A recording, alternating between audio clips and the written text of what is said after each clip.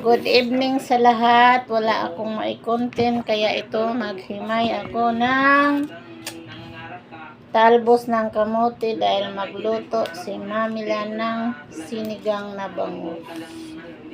Kagabi, ang ulam namin is paksiw na bangus. Ngayon, sinigang na bangus. Bukas, pritong bangus. Ayan, di ba? Ganun talaga. Kasi gusto kong gayahin yung napanood ko sa Facebook na budgetin ko daw yung budgetin ng good for 1 week ang 1,000 ang 1,000. Hindi ko alam kung paano. Baka tama nga na.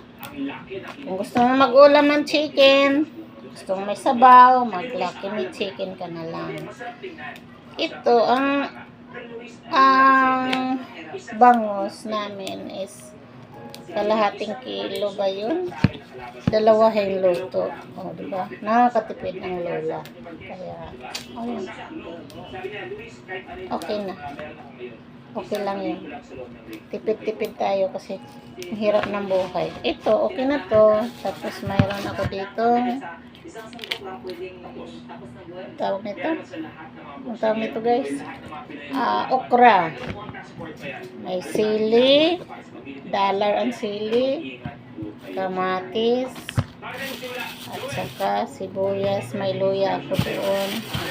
Itong isang taling talbos para bukas na naman gawing salad para sa kapartner sa prito. Pritong isda. Hindi na bangus. Iba na naman. Kaya, ayan lang guys. Thank you for watching. And follow for more guys. Bye.